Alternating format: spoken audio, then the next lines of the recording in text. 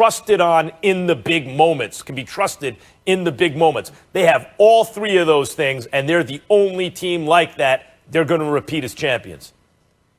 Okay, last one here, guys. This is from Anastasia Morrison, a member of the Rams softball team. Anastasia? My question for you, Stephen A. Smith, is do you think Steph Curry will be able to take the Warriors back to the NBA Finals?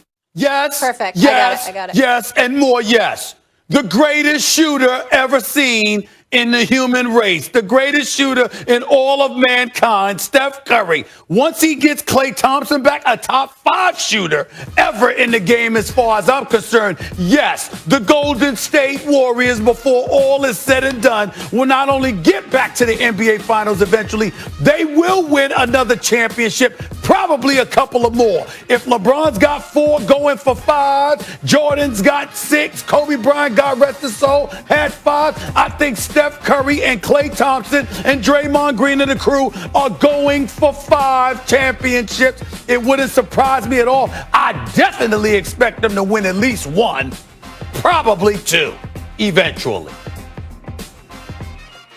I think it's possible that they win another championship. In fact, I bet money on it. They're good. They're not done winning. They're going to win 1 more championship. They have a great front office. Steph Curry is an all-time great. Klay Thompson, as you mentioned, Stephen A., is one of the greatest shooters in history, and when he's healthy, a great two-way player. Draymond Green has revolutionized the game along with Steph as much as anyone other than Steph. I think they got 1 more in them. I'll just remind everyone, they were lucky to win 1 before KD got there. They were lucky to get by LeBron 1 time because Kyrie and Kevin Love got hurt. And they still went 6 games. They were lucky. And I remind you of this, Mac. They got 1 more in them, not more.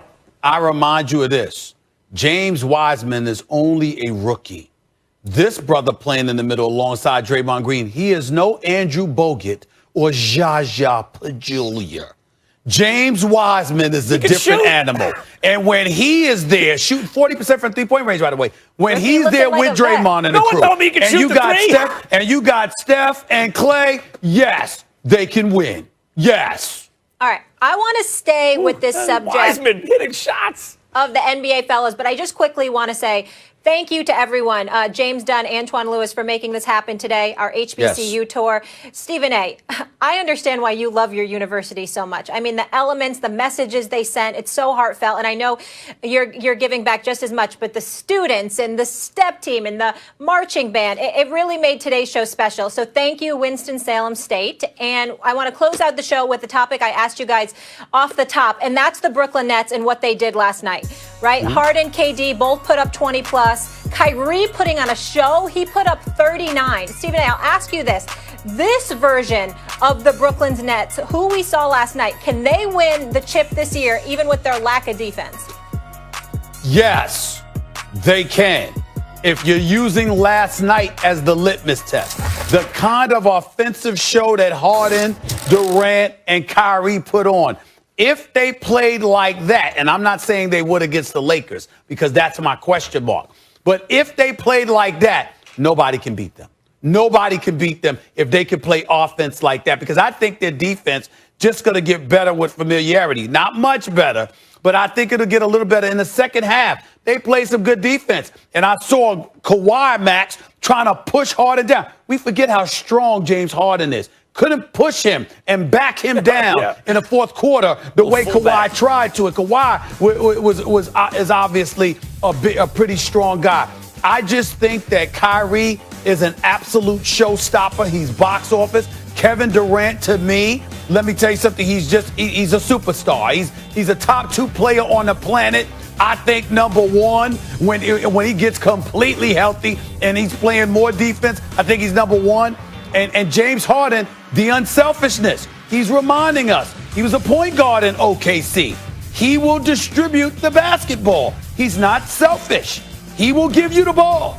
Those things taken into consideration, I got to tell you something. I don't think anybody can stop the Nets offensively. I really, really don't. Nets cannot beat the Lakers in a best-of-7 as currently constructed, as presently constituted. And last night's game included, Stephen A., even if we're only looking at that game. Now, If you want to say, could the Nets win a tournament? Yeah. If it was one and done, Nets could beat anyone on any given night. You can say that about a lot of NBA teams, but especially the Nets, because they're already, they're going to be the best offensive team of all time. They're going, and since the Harden trade, that's statistically what they already are. They haven't even figured it out yet. And Kevin Durant, what's impressed me the most, coming off an Achilles, is he chose Brooklyn.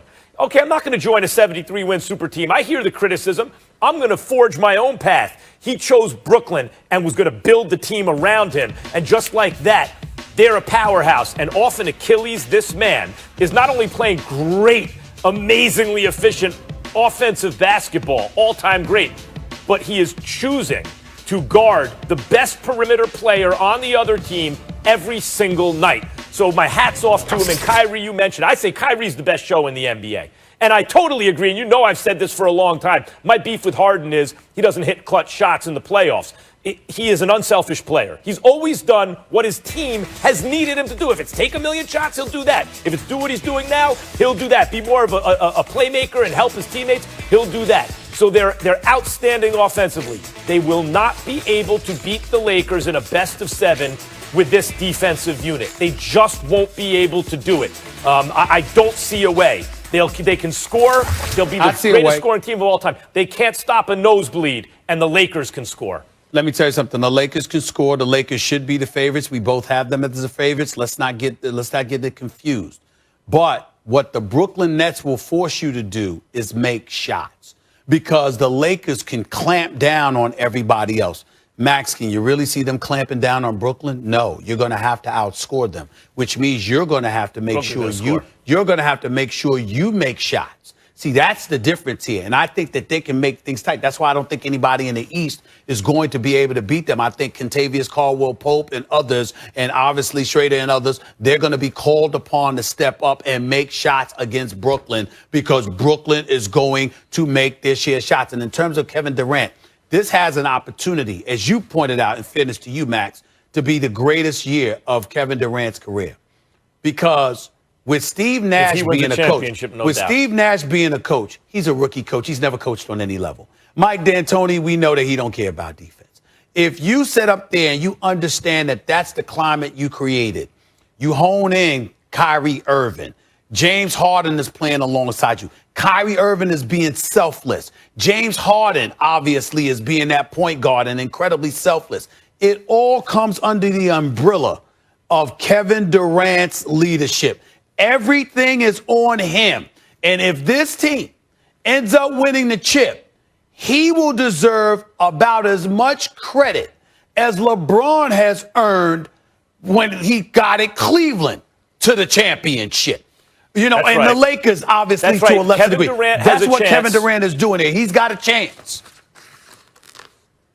He has a chance to prove his greatness in a way he's never done before, and to elevate himself so that when people talk about the greatest of all time, and LeBron's always mentioned nowadays ahead of Kobe and Magic and Bird, KD is mentioned along with those guys by everybody. He has a chance to do that. I'll caution one thing. I mentioned it earlier in the show.